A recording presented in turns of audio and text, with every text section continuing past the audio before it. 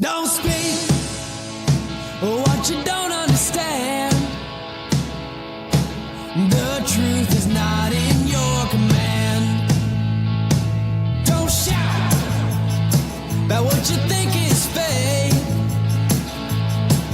The decision isn't yours to make. Don't lie about the way things are. The tall tales will take you very far.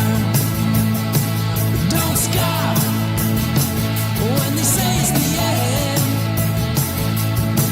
In this life, you know you can't pretend. The days pass by, baby, set in stone. But it's not too late now for you to change your tone. Don't speak. Don't speak. Open. Hey everyone, it's Mary Ann from the New York City Organization of Public Service Retirees. Today is Friday, April 4th, and this is our typical Friday night live. And today we have a great guest with us. It is Frank Morano, who is running for City Council in District 51, taking the place of Joe Borelli's office since he had stepped down. So what I want to do is go start with just a little bit of a quick update for you. Hey, everybody. Good to see you. Hey, Ann. Nice to see you, too. Hi, Laura.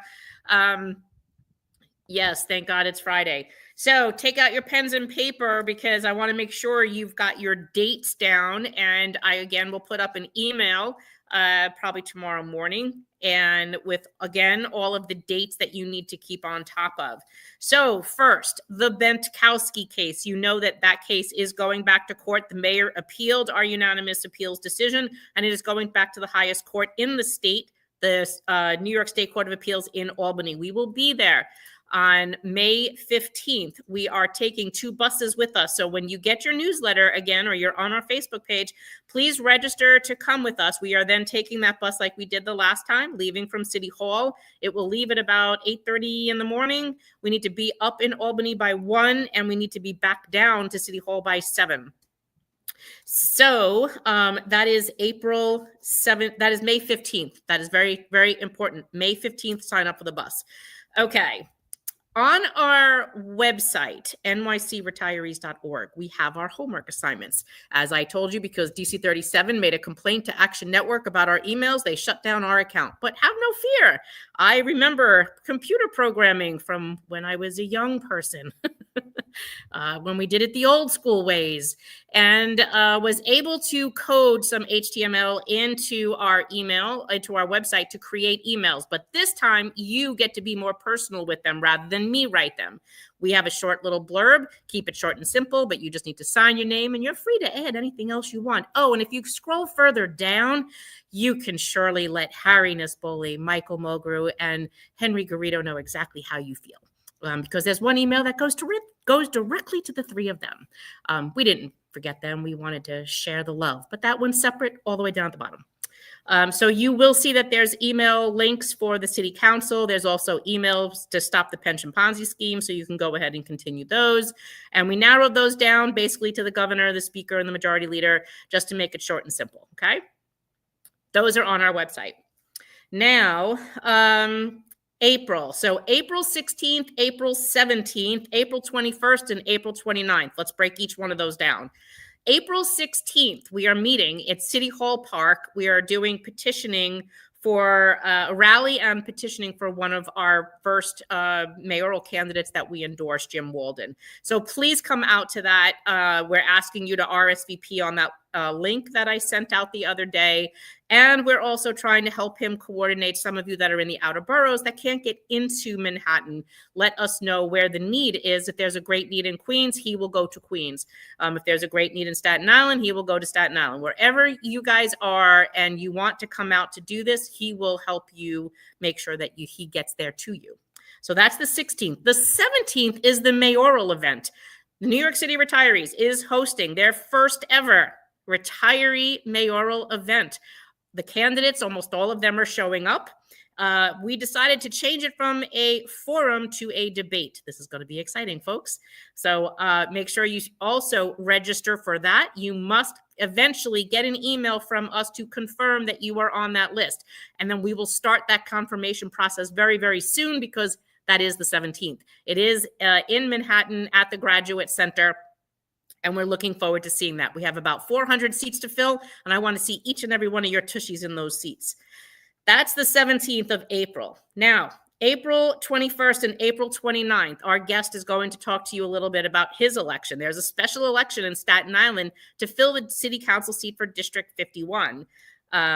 Early voting starts on the 21st, and then the special election is on the 29th. So for all you Staten Islanders, we want to make sure that you are coming out for that election. Yes, Ms. Maggie, our mayoral event will be streamed. We are just finished the contracting setup with the vendor that we hired to do the live stream as well. But we really do need a really good, strong presence at that event.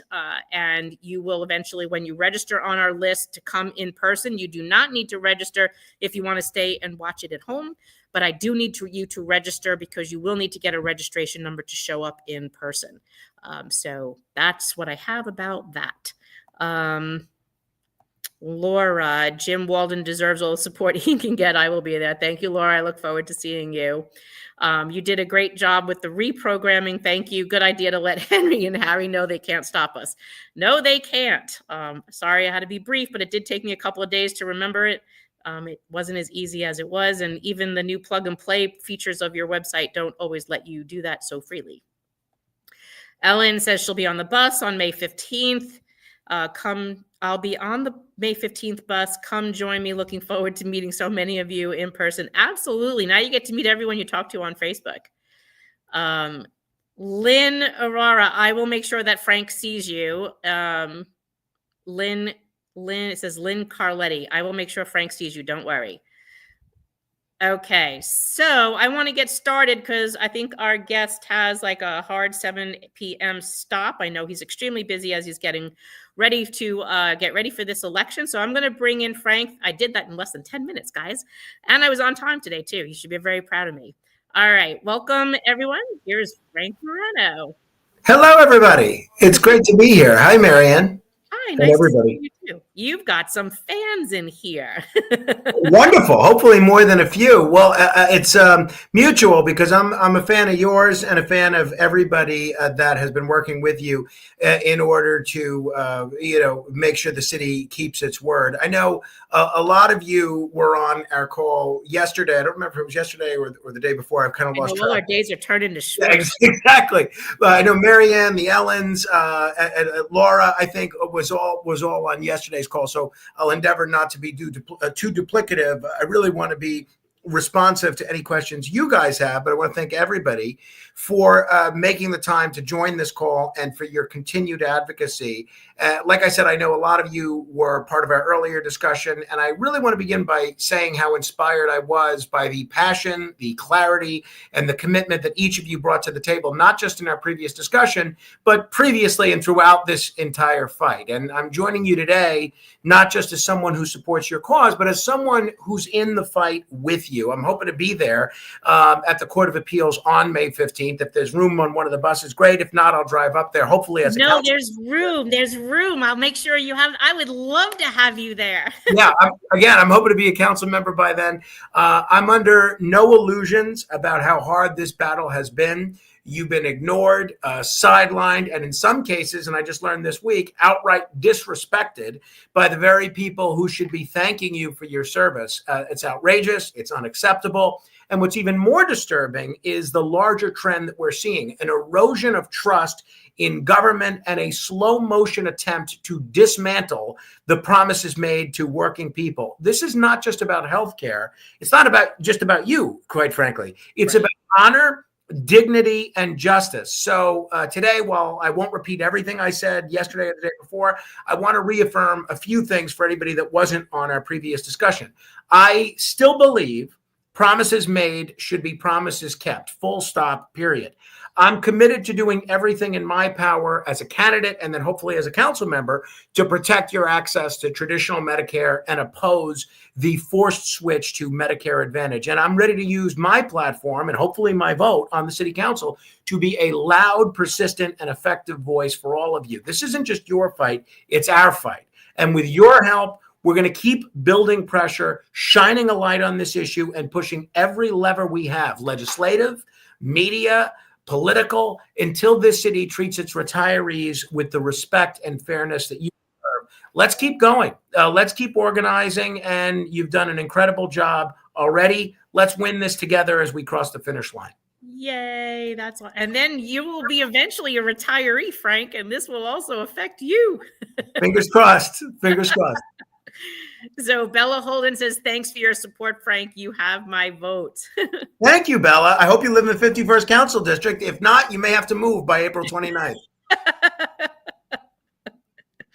Absolutely. Oh my goodness. There was someone else said they were from Tottenville and I just lost her. Oh, great. That's where my parents live. They're on Finlay Lois Street. Schwartz.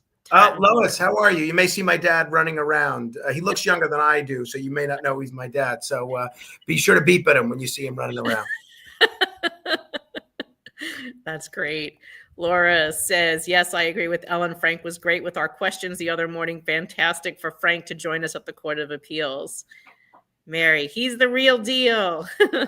Thank you. And today I did speak with a staffer from the Common Sense Caucus of the City Council, which I'm planning to sit with if I am elected. And they reiterated that they're going to be submitting an amicus brief in advance of the Court of Appeals. They did. We were so happy about that. Vicky Palladino posted about it a couple of days ago because all documents had to be in like last week. And was it this week? Anyway, yeah, whenever they were, they wanted to make sure that I was aware of that, and that everybody here was too. Yes, and they were the only caucus, by the way, not the Democratic caucus, not the Progressive caucus, not any other caucus. And there's many other caucuses in the city council. Not one would take our phone call to do it, and they did. And this is the second time, by the way, that they did. So we were very happy. Absolutely happy to see that. Ellen says, I love the Common Sense Caucus. Me too. The last bastion of sanity on so many different issues, including this one in the city council. As Marianne alluded to, I think there are 51 members. I think there might be 60 different caucuses within the city council. Laura says, wow, Frank, I'm not used to hearing a candidate be so full-throated about our fight. This is really that easy, right? As far as I'm concerned, look, I think it's one thing if we wanted to have a discussion about changing benefits or healthcare benefits for future retirees, for future workers, but to tell people that in many cases passed up higher paying jobs in the private sector because of the expectation of Medicare, traditional Medicare, and certain retirement benefits as a city worker, to tell them to pull the rug out from under them and shrug and say, well, you screwed up, you trusted us. To me, that's a non-starter. And I'm totally unconvinced of the perceived fiscal benefits to the city if you go through with this. John says the city blows $600 million a year in recurring and all kinds of silly nonsense. We currently pay almost $2 billion yearly in investment fees to the city's 5 pension systems. Ensuring what we can recruit and retain quality people to be career cops, teachers, and EMTs should be the top priority. It absolutely should. And that's why I think we're so short-staffed, and we've been short-staffed. It's just we're not respecting the workers, enough. I agree. Yeah, they're watching us be very public about being screwed in retirement. Why would anyone then want to risk joining the city to know that? And this is the crazy part of that, Frank, is that this affects council members, non-union people as well. We have 1/3 of our base is also non-union, meaning they were never in a union because they're policymakers. They were lawyers, commissioners, heads of department, lawyers, city council members, mayors. This is their healthcare. and they've never been in a union, but this city health program is their health program. So if we're not keeping our union leaders on the right side of history, knowing that they shouldn't be privatizing a federal public health benefit or clawing back benefits to a retired person, what would make someone want to take a job and stay in that job for the long haul? I think that's really the crux of the entire argument, right? I mean, I don't know why anyone would trust the city to keep its word on anything if the city has shown itself to be completely untrustworthy. I think that's it. I think it would be devastating for the morale of present retirees, present city workers, and future retirees, and future city workers. Yeah, absolutely. And I think that also it shows that people are starting to pay attention. This person says, yes, working to educate actives daily, because they don't recognize this. I mean, look, we know that when we were working and busy and we were raising families, we didn't always think about what this argument is today. We didn't think about Medicare or what our healthcare would be like when we're 60, 70, or 80 years old or 90 years old. My oldest retiree is 102. Wow. I know. God bless. Yes, we say live long and prosper and collect a lot of pension checks, and that person does. Really?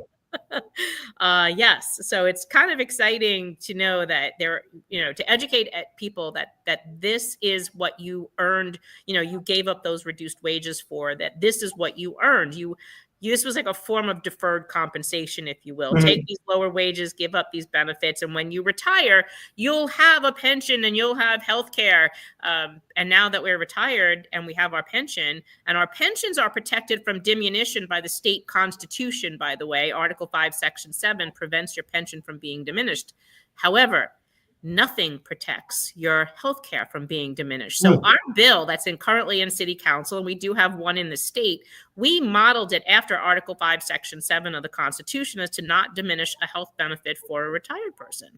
And we don't understand why we're getting all that flack. So when we broke down the bill and they were saying, well, the unions were saying it violates collective bargaining, we were like, no, it doesn't. We're not in the union. Oh, it violates the Taylor law. No, it doesn't. The Taylor law protects employees. We're retirees. Look at your contract. Article 1 of every contract says who the union represents. It doesn't say retiree. So then Henry Garrido said, it interferes with our negotiating. And I said, well, I may give him that one. And they're like, why would you give him that one? And I said, it shuts my pocketbook. It keeps their hands out of my pockets. And if you don't pass the bill, they're going to keep sticking their hands in our pocket and stealing what I got. If you pass this bill, it protects what I earned from being stolen. That's how it interferes with his negotiations. And they were like, oh, good point. Didn't think about it that way. I said, I didn't think I'd ever have to say that out loud. Well, thank goodness you did, and thank goodness somebody's willing to speak to not only the retirees, but the active members in a manner that's easy for them to understand, and that's just very forthright.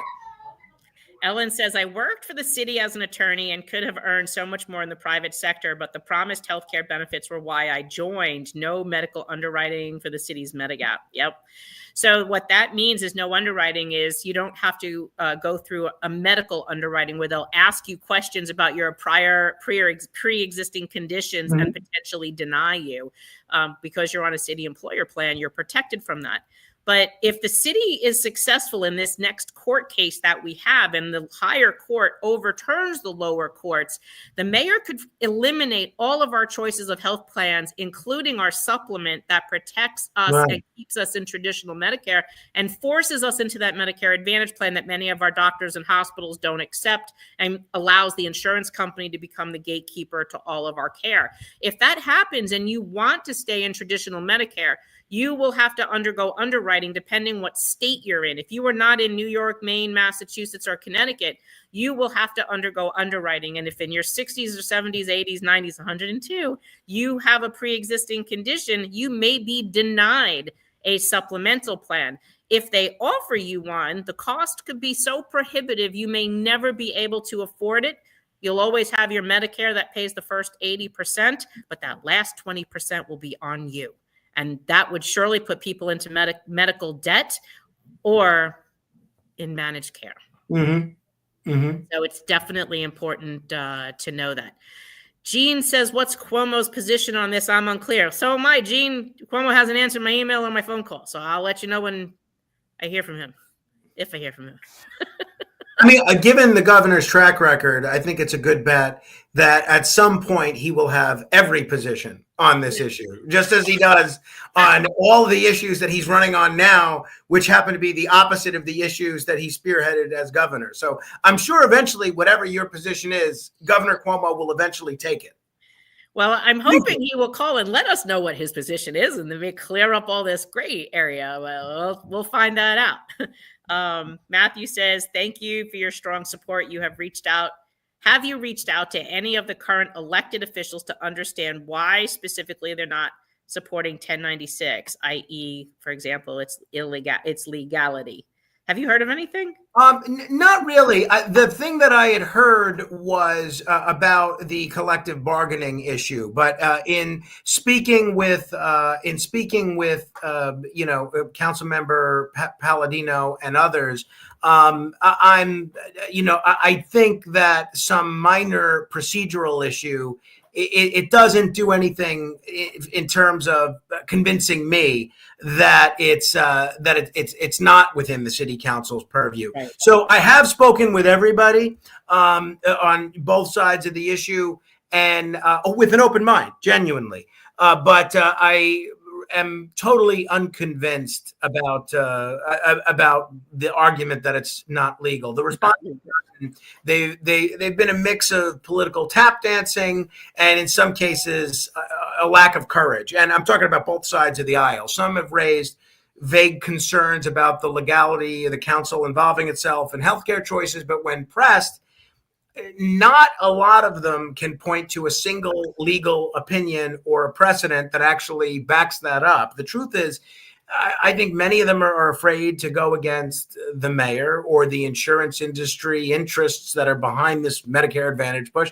They're hiding behind procedural arguments and pretending it's a legal gray area, when really it's pretty clear legally. I think it's also pretty clear morally and ethically. And let's be honest, since when has it been considered illegal for the council to protect people's health care? If there's any legal gray area, that's exactly why Intro 1096 is so important, to make the city's obligation clear in law and eliminate any room for future administrations to play games with retiree benefits. So yes, I'm talking to them. I'm continuing to talk to them. I'll keep pushing, but we also need to keep the pressure on together, because ultimately what you say matters a lot more than what I say. Because when the constituents speak out forcefully, as you guys have, and publicly, that's when politicians suddenly find their spines.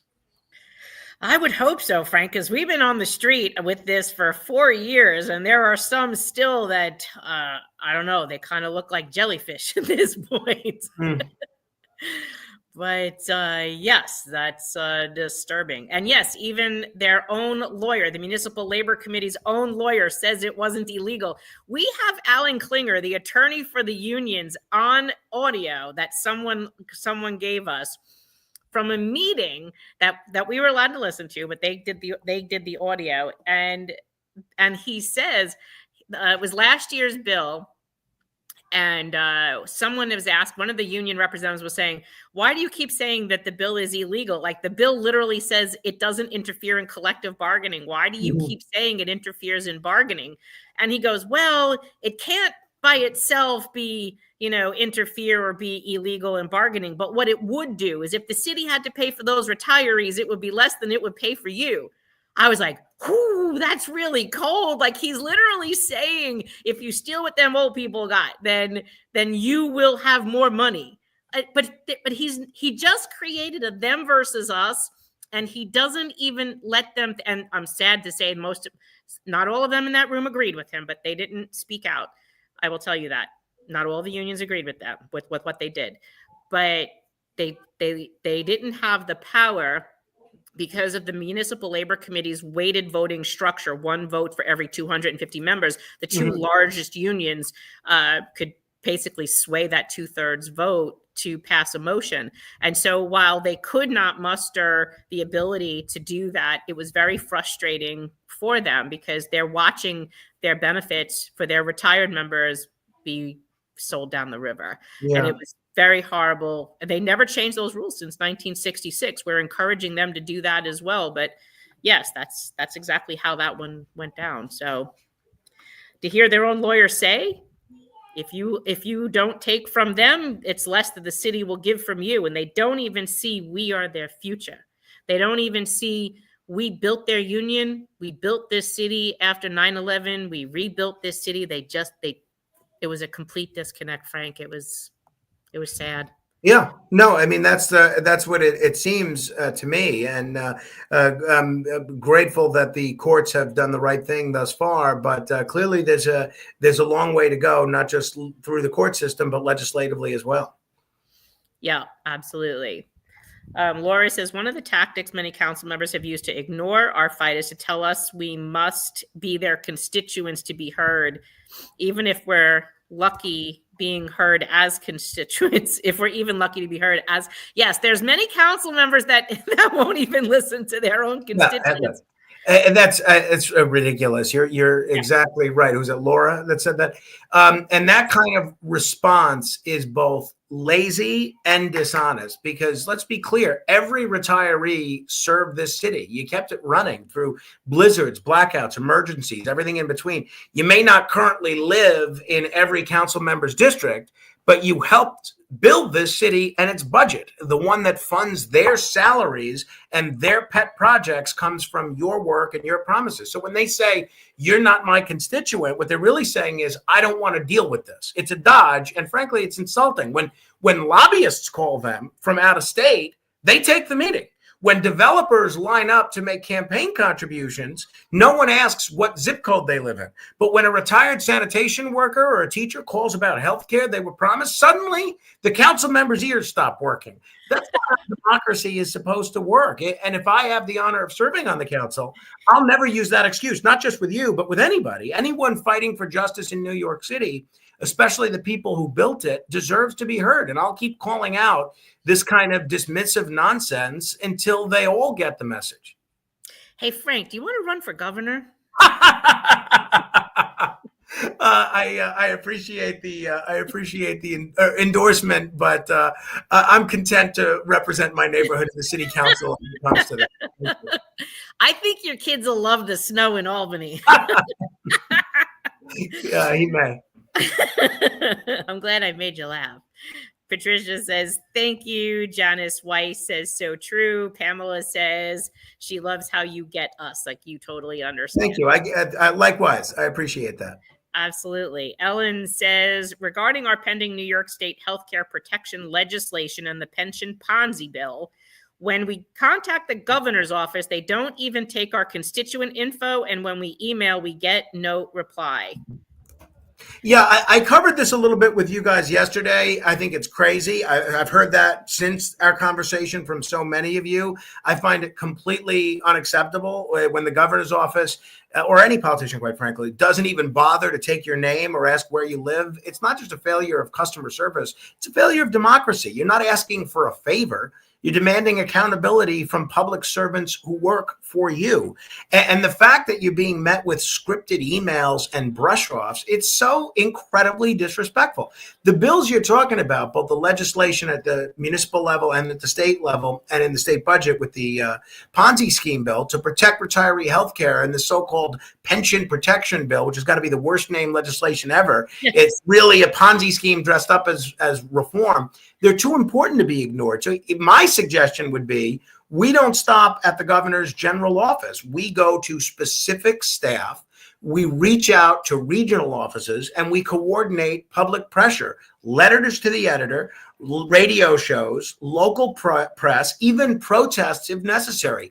Governors notice when an issue starts getting airtime and headlines. And if I'm elected to the city council in 25 days, I'll use every channel I have, including media and political contacts, to amplify your voices and demand that the governor listen. This isn't going away, and neither are we. Yes, absolutely. We're not going anywhere. Ellen says, I think that everyone should know that Frank had you on the radio twice, Marianne. He supported us practically from the beginning. He did. And he actually introduced us to Arthur Idala. And that's how I met that whole team there that's been helping us with our government relations and all of that. You actually started that. You reminded me of that. I totally forgot my brain is so fried from this, Frank. Well, I get it, but Arthur's mother is a teacher, retired teacher, and Yes. Arthur's sister is a teacher, so it's an issue very near and dear to him. And obviously, I wish I could take full credit, but Arthur's just a big listener to our show, so he loves copying my ideas. So when he heard will you come on with me and the kind of passion that you have, he was all about having you on his show, and then clearly the rest is history. I'm glad it's worked out for everybody.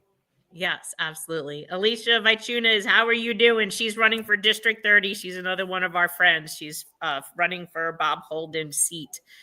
So Alicia's here in the house listening. Joe, nice to see you, Joe. Says, Frank, good evening. Thank you for taking the time to speak with the group. I'm a South Shore resident and appreciate your stated support for the group's position on maintaining traditional Medicare for retirees.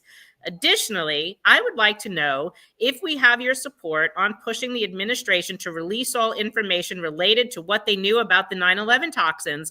Also, will you push our congressional folks to continue to support the 9/11 Victims Compensation Fund and the World Trade Center Health Plan funding? Thank you. And if you listen to my radio program, and Ellen Metzger may remember this, since I know she I think has a better memory for the things I've said on the radio than I do. You know the answer to this. But as a fellow South Shore resident, I really appreciate you being involved and staying engaged on these critical issues. But to your questions, yes, you have my full support on both counts. First, when it comes to the 9/11 toxins, we deserve transparency, period. The idea that any level of government may have had information about the dangers and failed to disclose it, or worse, deliberately downplayed it, it's infuriating. If elected, I will absolutely push the administration, whoever that administration is, to release all available records and internal communications related to what they knew, when they knew it, and how decisions were made in the aftermath. And second, I think the other thing you mentioned was when it comes to the 9/11 Victims Compensation Fund and the World Trade Center Health Program.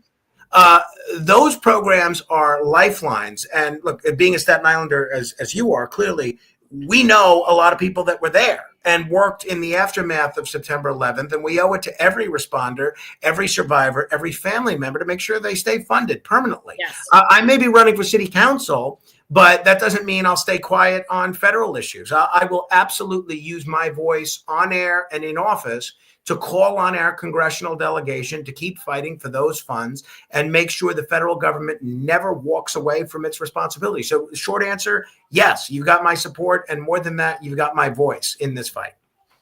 We appreciate that. And actually, both of our voices would be very powerful with the reach that we have on our social media and radio with this national program. So we're starting another fight right now, which, well, we've kind of been in a few, but I guess I like to pick real good ones. This next one is still continuing the World Trade Center program, is in truth to Joe's question, is that they just removed, they laid off a bunch of people. The federal government laid off a lot of health and human services employees, including John Howard, the World Trade Center health chair. And John was with us, and I was actually on that very first steering committee back in the early 2000s when we built the national program. And there's been a lot of problems with that national program. You know, we can talk about that again, but later, in that the program doesn't have a full network. There's not a network of doctors. It's literally a ghost network. And a couple of months ago, I was down in Lower Manhattan, and I tried to get into Letitia James's office to discuss with them, because there is a law on the books in the city of New York that ghost networks on insurance companies are illegal.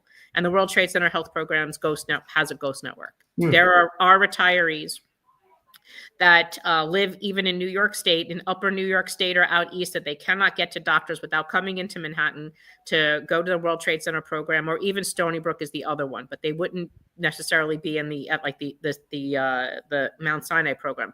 If they have to come into Mount Sinai, meaning like we had one of our retirees come in from upstate, or we have retirees that move out of the state, the state of New York, and they cannot find providers in the state that they currently reside.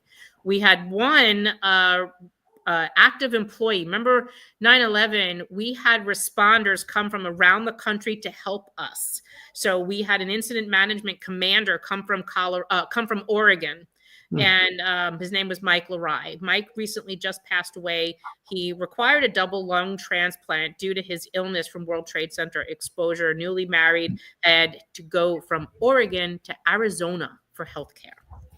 And with the World Trade Center program. And then the World Trade Center program was giving him a hard time run. And the reason why is it wasn't the program per se, it's how it's being managed. The new vendor that they chose, they went from LHI to Sedgwick, owned by the Carlyle Group, which is a private equity firm. And they literally pride themselves in making money off of government subsidies.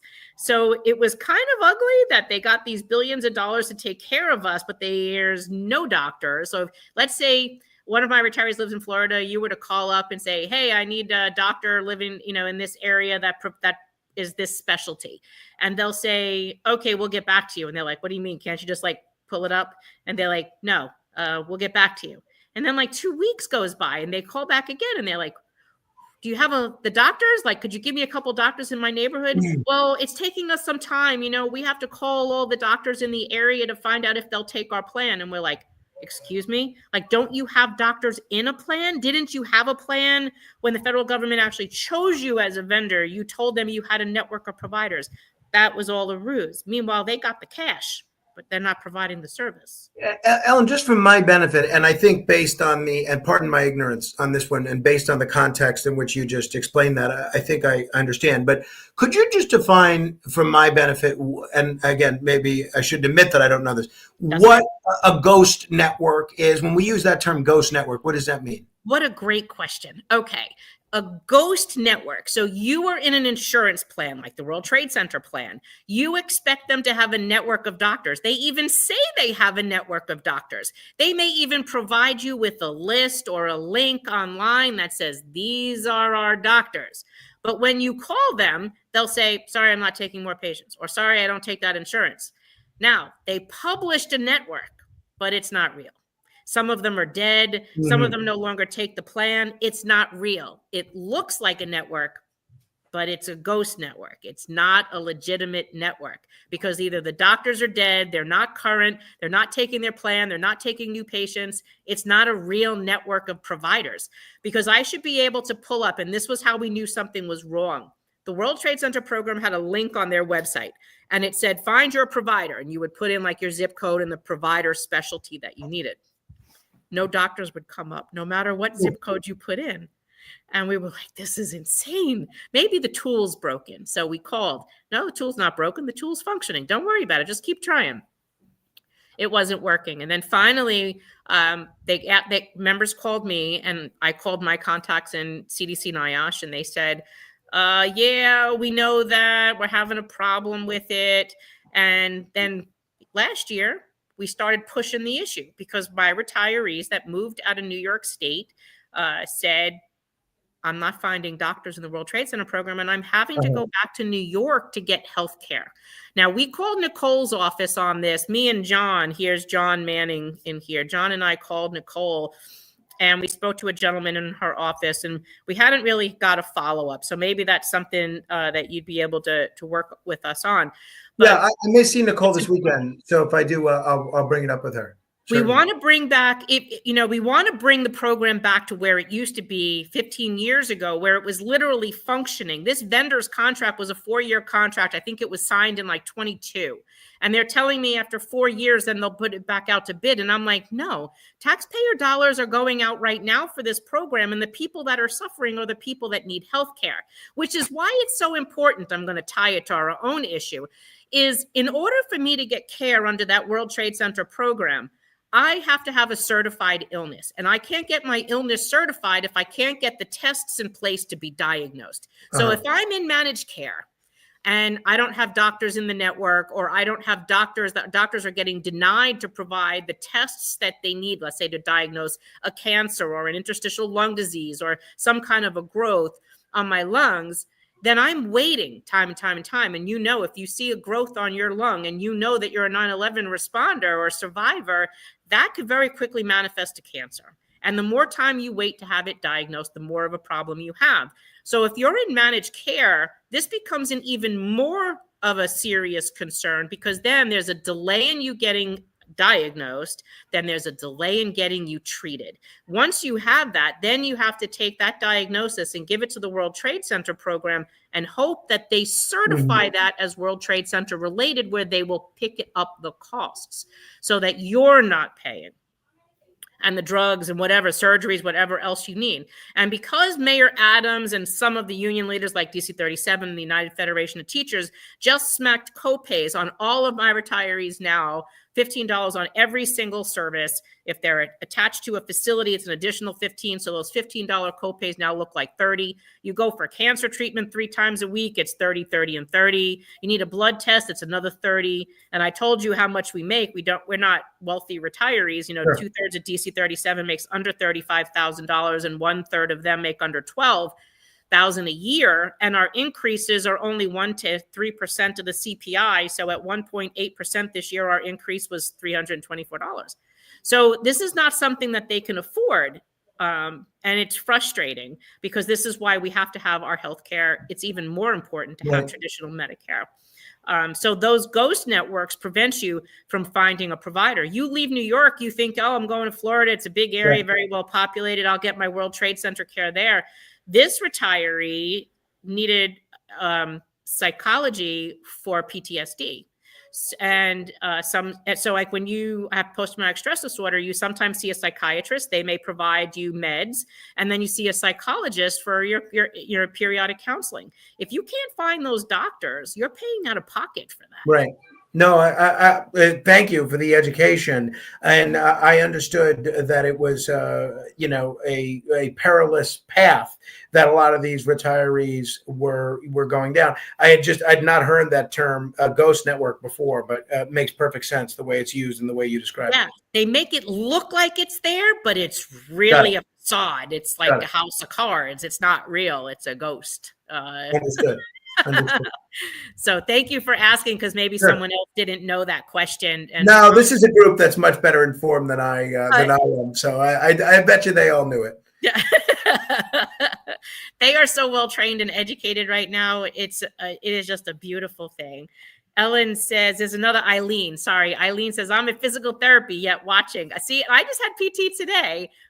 I was at court with this group, Frank, in November, and one of my retirees got stuck in the revolving door, and I went to turn around to grab the door so she wouldn't get squished, and I didn't realize I took a step down. And when I took the step down and I went to move to go to her, my feet wouldn't move. Oh, geez. I literally fell like a tree, and I hurt my shoulder, and I got diagnosed with frozen shoulder. Dude, this is the most painful thing. This shoulder keeps me up every single night now since November. Man. And I got PT 3 times a week. So I'm like the hair club for men. This affects me too. Yeah, I get it. I'm fighting for your healthcare just as much as anybody else. Yes, you are. Absolutely. I get it. Sorry about that, though. That's right. You're infatigable. Yeah. I know. We were just talking about that before, Ellen. We were talking about our coffee and espresso. Sandy says, Frank, you make me wish I was back in New York to vote for you. We got to get you back. Move back, Sandy. I need you. That's Thank true. You. I appreciate that. Frank, we need to have a retiree building, like where we could have like a retiree housing complex where we could all go. Well, I actually think that's a great idea. I had an interview with the editorial board of the Staten Island Advance, and I actually I've lost track of what I've said in what interview. It might have even been on Arthur Idala's show. And I mentioned when he asked if you had a wish list of anything you could wave a magic wand and put in your district. That's what I said. I think there's a big need for senior housing. And you have all these people in our community who grew up here, raised their children here. And it's a shame that once they get to an age where they no longer want to shovel snow, that they're forced to move elsewhere. And I'd love to find a way to keep them here, whether it's a retiree compound or a specialized senior housing or something else. I take that very seriously. I'd like to do something on that. I love that idea. That I was telling someone the history of Electchester Local 3 in Queens, New York, which was actually built by Local 3 IBEW Local 3 electricians, and Electchester still stands.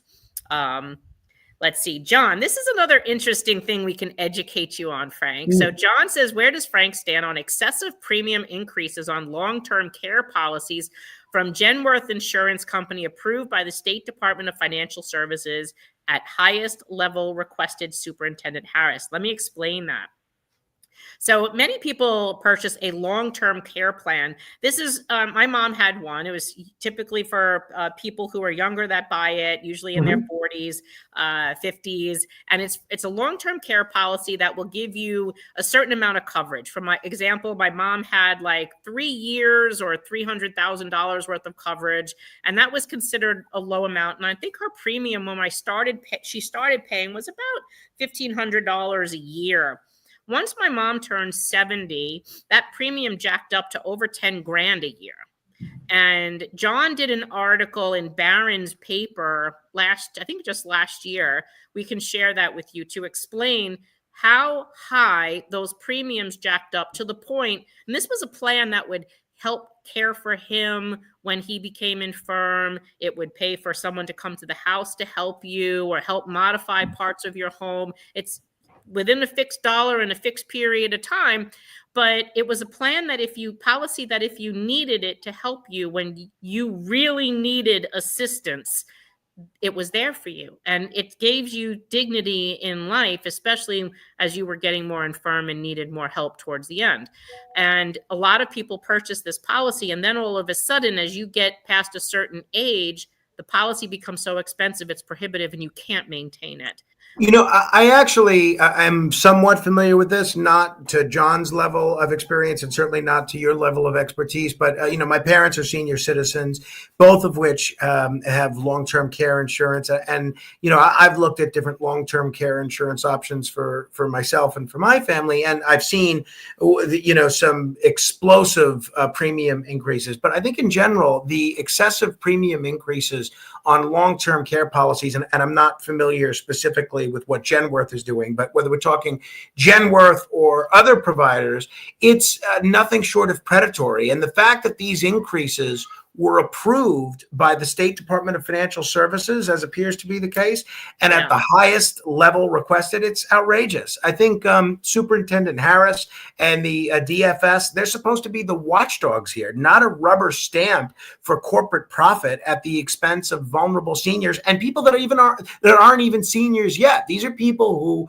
planned ahead, like my parents, for instance. They paid into these policies for years, sometimes decades, expecting a basic level of stability and security. And now in retirement, often on fixed incomes, they're being forced to choose between keeping their coverage or affording rent, groceries, prescriptions, whatever else. That's not a system that's working for people. That's a system that's being gamed by insurers. So yes, John, I think it was. I oppose these kinds of increases. And while the city council doesn't control state insurance regulation, I can absolutely be a vocal advocate for hearings, transparency, coordinated pressure on DFS and the governor's office, especially where a lot of this lives and dies, to rein this in. The city can and should raise its voice when state policy harms its residents. And even though it's not directly an issue that I might be voting on, I'm not going to hesitate to do that because New Yorkers deserve protection, not price gouging. Yeah. Yes, absolutely. Here's Joe again. Joe's coming in from LinkedIn. He says, Frank is on point. In Staten Island, we have one small Mount Sinai office on Richmond Road that's woefully understaffed, and it's hard to get an appointment for just your annual physical, never mind specialty care.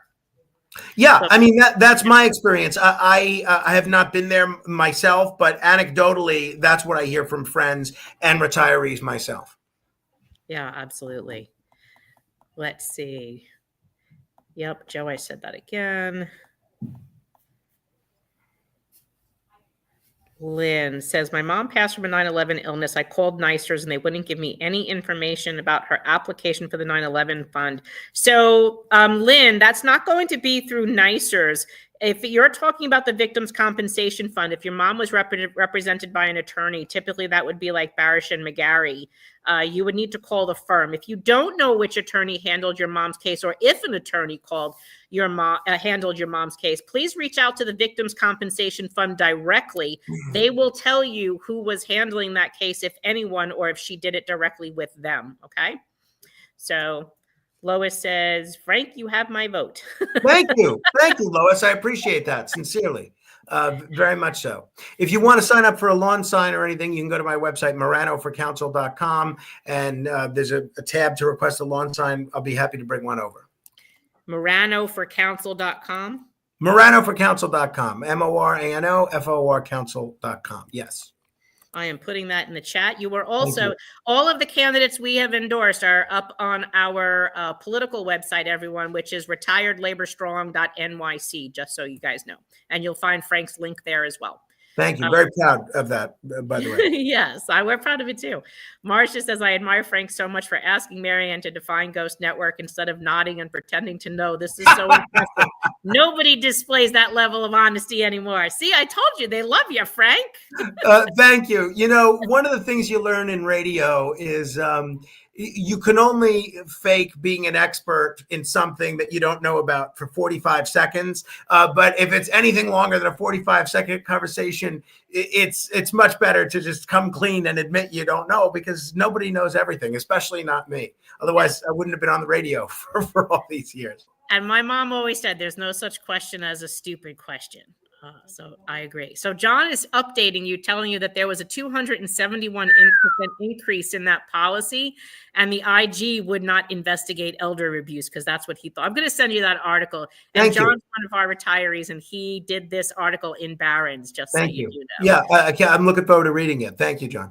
Why is the Working Family Party not supporting many of the people we support, like Stringer? Sorry for being a bit off point, but I like Morano's ideas. So, John, I'm going to answer that one because I was just posting the same thing on Justin Brannan was hooraying himself about being endorsed by the Working Family Party.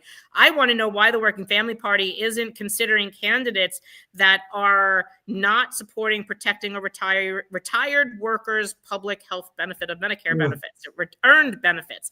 And my point to that is, listen, for those of us that have kids, and they may just be worried about the working families or the young people, but if we have problems in healthcare and we don't have access or don't have the money to pay for to treat us, or we become sick and infirm or disabled, and we can't take care of ourselves because we don't have insurance, for those of you that have kids, you're moving into your working family's home. And your kids are going to be taking care of you. So we keep trying to tell them, empower the person that earned their benefits to keep their benefits and be able to get the health care that they need so that they can live in dignity, so that they don't have to be a burden on family. That should be what they should be advocating. And as well, they're a progressive organization. Why are they not accepting it's progressive to protect an elder worker's health care benefit that was promised to them decades ago? So I have my own issues with the Working Family Party. I honestly think that a lot of these parties, I think we need to start our own party, to be honest. We need to start the retired labor party. And I think we're going to do our own endorsements like we are doing now, but we're just going to take this to the next level. What do you think of that, Frank?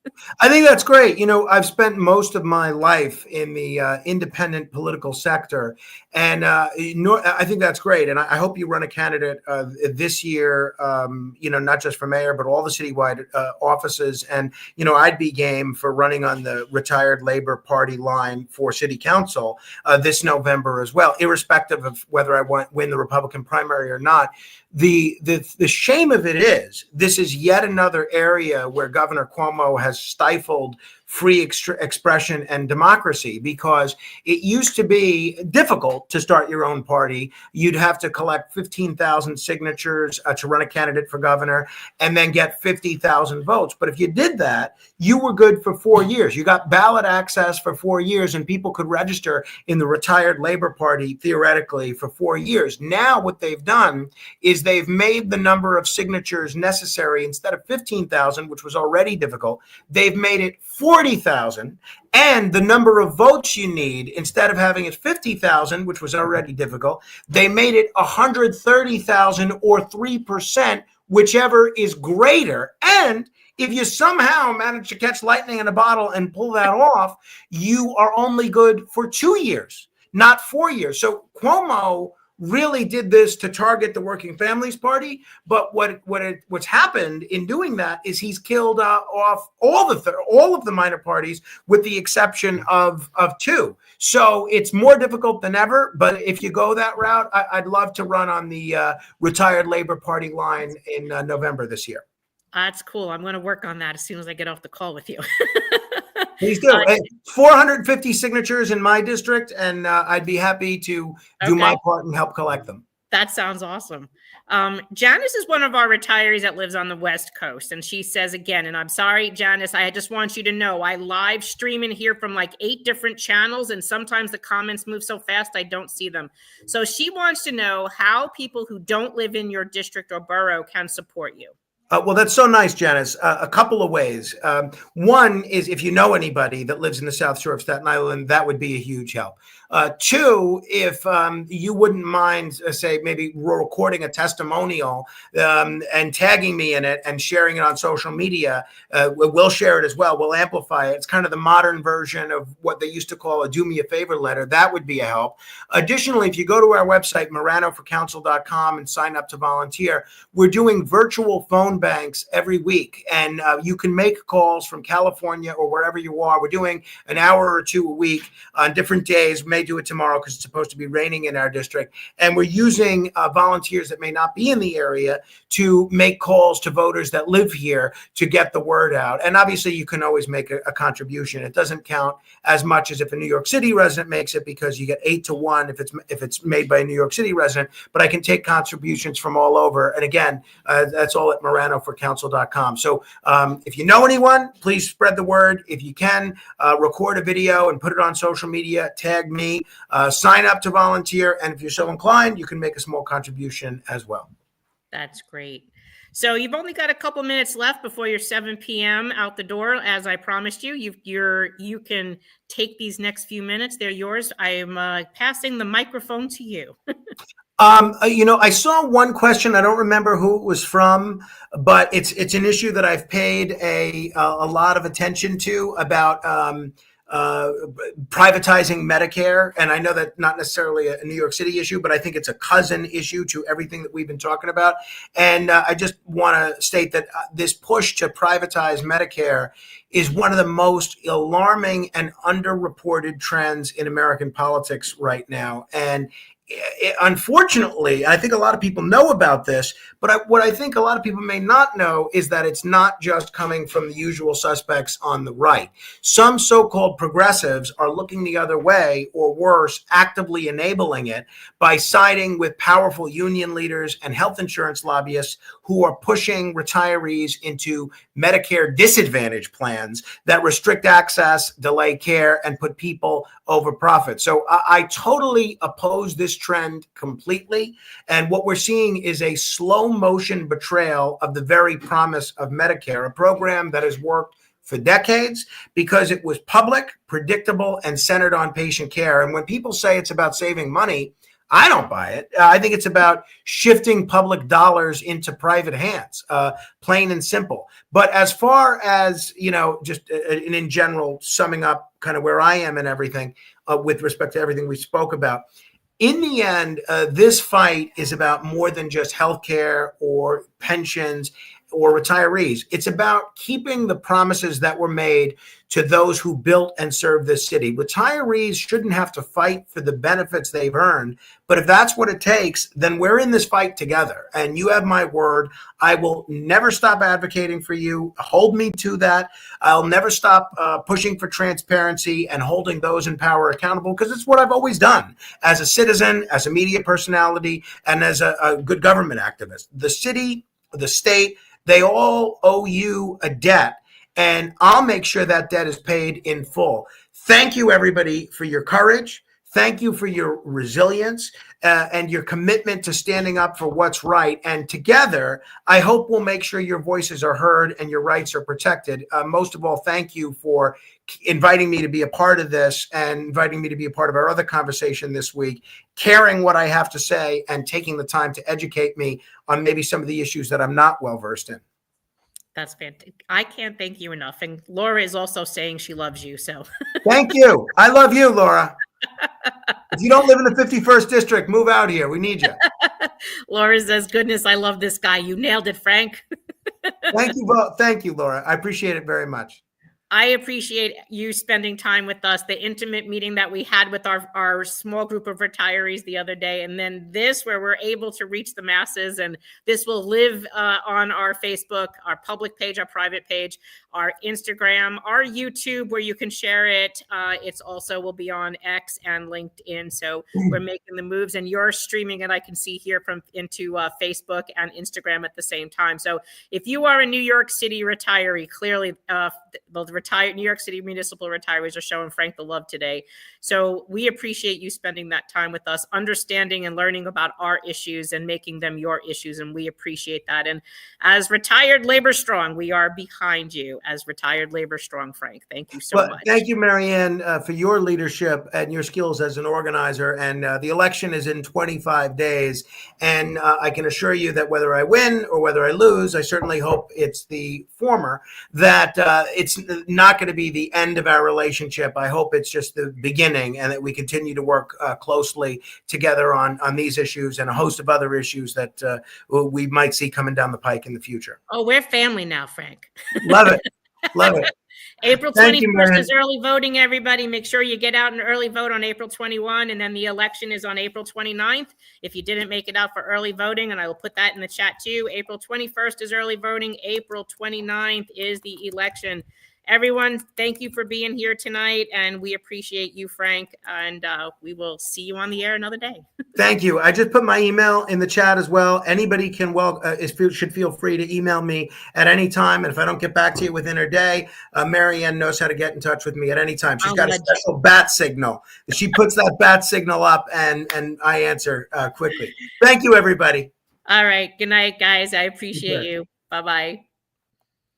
All right, everyone, I'm going to call it a night. Thank you. Make sure you do your homework. Make sure that you have your calendar dates in. April, as he said, April 21st is early voting. April 29th is the election. Make sure you have our dates. April 16th, we are going to City Hall for a rally for Jim Walden, who's running as an independent for mayor. And then the 17th is our in-person, first time inaugural event for mayor. We are holding an in-person event at the Graduate Center. It's a CUNY facility, and the address was it's invitation only. It is in our newsletter, and you have to click the link to register for it. And then probably about next week, we will be sending you confirmation emails that your registration has been accepted. Every person in your party must attend. So if you want to bring your spouse, I need to have both names and an email address. That would be April 17th is that day, in-person mayoral forum. And then May 15th, I also need you to sign up for the buses. We're going to Albany for court. We're arguing the Benkowski case to defend the 2 lower appeals. Also, April 1st started our 2025 round of our fundraiser for the first time since 2024. So we held off for 3 months like we usually do, give everyone a little bit of a reprieve from the holidays and start to get your campaign donations out. And we start back up April 1. So we're going to put up another thermometer, and I'll post that up on the board this weekend. I'll send out the email this weekend so you know all the dates again. You have the links to register for the bus and also for the in-person mayoral forum. And we're also asking you to do a third one. I want to make sure you're coming to the live event with a rally on the 16th for Jim. And if you did want an in-person rally with a petition signing in your borough, he needs to know what boroughs want to see him there. And that's if you can't get to Manhattan on the 16th of April, okay? And then he would like to come to your district. If you're going to sign his petition, you must not have signed a petition for any other party person for mayor. So if you signed a petition for anyone running for mayor already, you cannot sign his. But we'll make sure you know all of that as well. I will put that in the newsletter. Maya says, thank you for explaining ghost networks. Oh my God, everybody does it. Per healthcare's business model, list of participating doctors. Yeah, try and connect with one. I absolutely know. Ellen, donation done. Thank you so much, Ellen. We do appreciate that tremendously.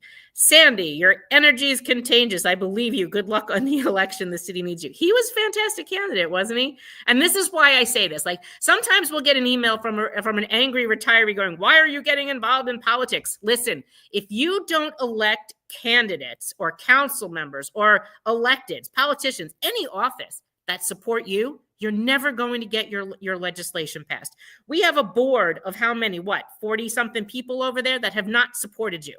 And yet they want to say they support you. Some of them will get on the bill. They won't even talk to you. And then they want to say, look, I support you. No, you don't support me. You got on the bill for cover because you didn't want us to come after you or endorse an opposition candidate.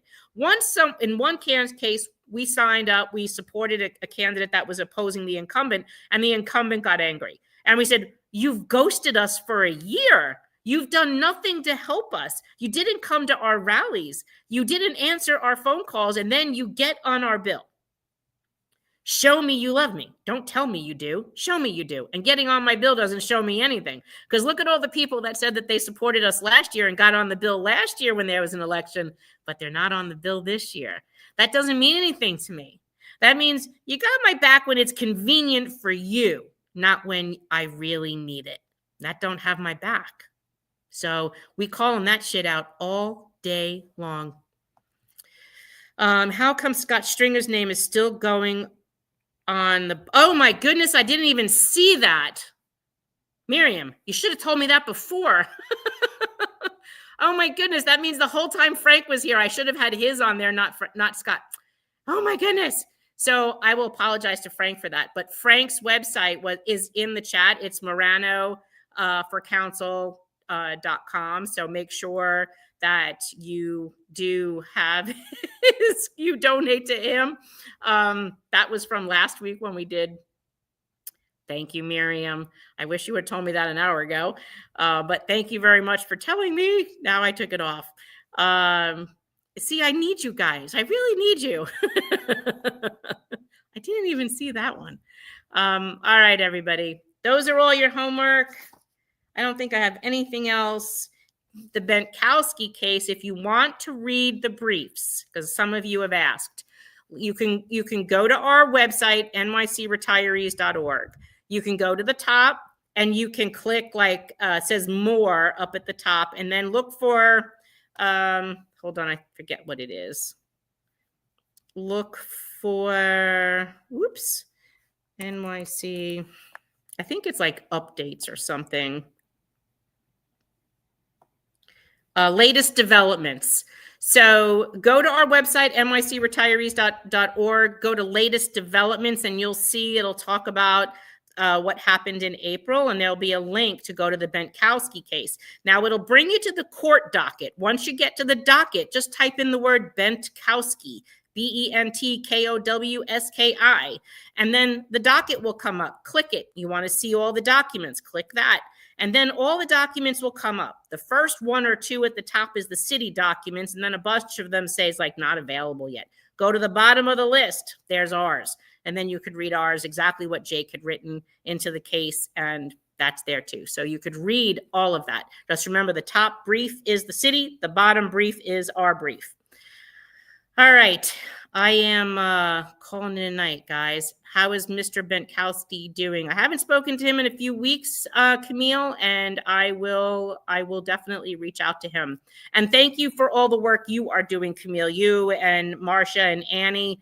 It's phenomenal that you guys are working so hard together to help us out as our Women Warrior team and making those connections to get our support for our legislation. So I just want you guys to know I appreciate you. All right, everyone, say a good night to all the moderators. Thank them for all the great work that they're doing, and thank all of you for listening. And I will let you know who will be coming to visit us next. As soon as I get that scheduled, I will let you know. Thank you for staying with us and for supporting everything that we're doing. We truly do appreciate you. And thank you to Frank Morano for coming back on twice this week, once in our small setting to answer your questions privately, and then today doing it in a very quite public way, transparently showing that he has your back. And that I truly do appreciate. That is a council person that if he gets elected, he will truly stand up for you. And that's exactly what you need. Now you understand the difference from those who say they support you and those who are willing to publicly say that they do. So everyone, you have a great night. I appreciate all of you, and I will see you Monday. Ciao. Don't speak what you don't understand. The truth is not in your command. Don't shout about what you think is fake. The decision is in yours.